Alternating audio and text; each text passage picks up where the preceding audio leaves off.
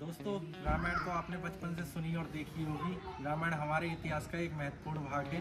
तो आपने रामायण में दो पात्र हैं, एक तो भगवान श्री राम और एक है रावण। तो आपने रामायण में भगवान श्री राम का जन्म स्थान तो आप सभी को पता है, अयोध्या, जो हाल ही में मंदिर बन के तैयार हुआ है। लेकिन आपने कभी सुना है कि रावण का जन्म कहाँ हुआ था? तो दोस्तों, हम आ चुके हैं एक ऐसे स्थान पर, माना जाता है कि इसी स्थान पर रावण का जन्म हुआ था। और यहाँ पर भगवान शिव का मंदिर है और इसी मंदिर पर रावण ने एक अपनी तपस्या तथा अपना बचपन गुजारा था। और भगवान शिव को जो अपनी शीश इसी शिवलिंग पर चढ़ाया था। तो हम आपको दिखाते हैं, आप हमारे साथ बने रहिएगा। रावण का पूरा इतिहास आपको दिखाएंगे।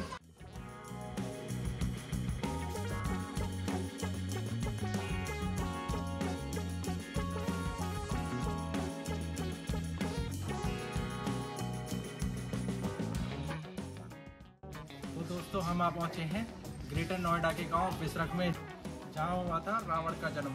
तो आपको दिखाते हैं, पूरा टूर कराते हैं मंदिर का।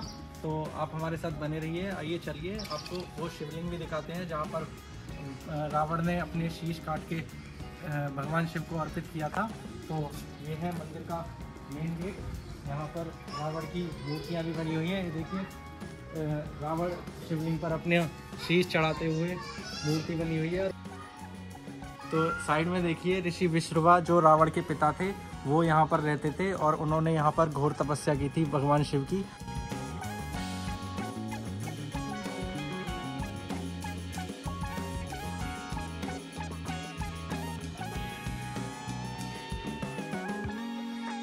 तो दोस्तों, गांव का नाम बिसरख पड़ा।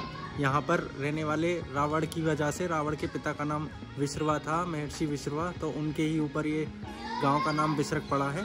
तो आप देखिए, ये है मंदिर और ये है नंदी महाराज और ये है मंदिर। आपको अंदर से मंदिर दिखाएंगे, लेकिन आपको उससे पहले इंटरेस्टिंग चीज़ दिखाते हैं। कहते हैं ये गुफा जाती है, जो कुछ लोग तो मानते हैं कि ये गुफा डायरेक्ट श्रीलंका जाती है, और कुछ लोगों का मानना है कि गाजियाबाद दूधेश्वर महादेव जाती है, जहाँ पर रावण और रावण के पिता अपनी तपस्या किया करते थे और वहाँ पर डेली जल चढ़ाने और दूध चढ़ाने जाते थे।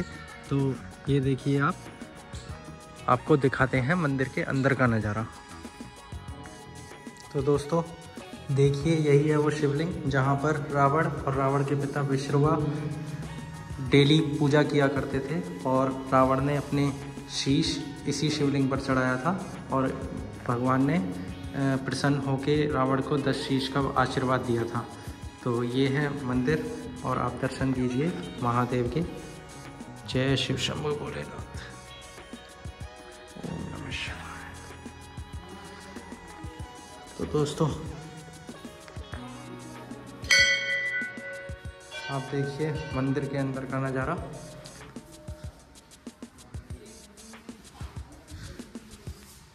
जय श्री राम।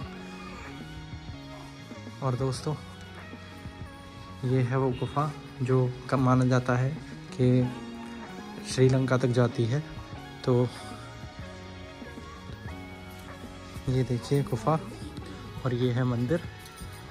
लोग यहाँ पर दूर दूर से दर्शन के लिए आते हैं और वो है नया बना हुआ मंदिर एक।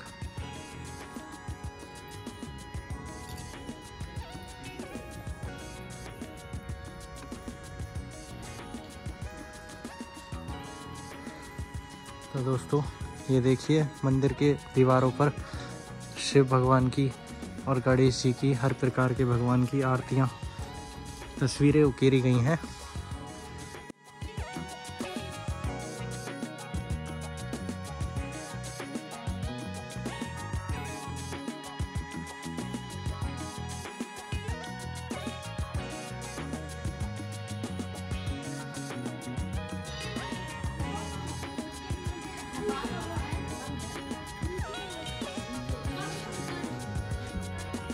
आप दर्शन कीजिए मंदिर के।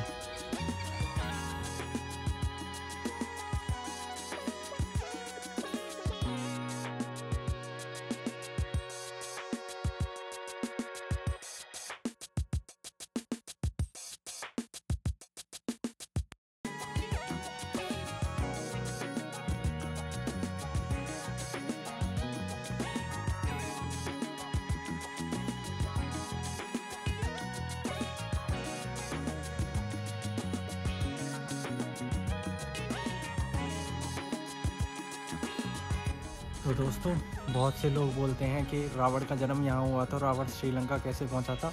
तो उसके पीछे की कहानी ये है कि जब पार्वती माता ने अपनी जिद की थी कि मुझे महल में रहना है, तो भगवान शिव ने वो श्रीलंका में महल बनवाया था। लंका, सोने की लंका बनवाई थी। तो उसका गृह प्रवेश के लिए रावण के पिता विश्रवा ऋषि को बुलाया गया था। तो उन्होंने गृह प्रवेश कराया था भगवान शिव और माता पार्वती के घर का।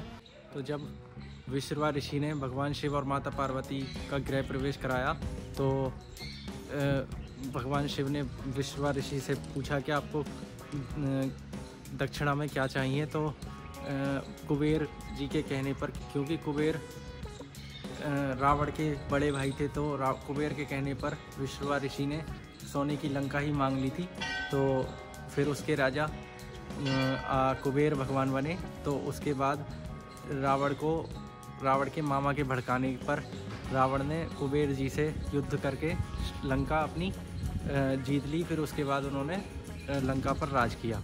उससे पहले रावण यहीं पे रहता था और यहीं पे पूजा अर्चना किया करता था। तो आप देखिए, ये नया मंदिर बना हुआ है, आप दर्शन कीजिए।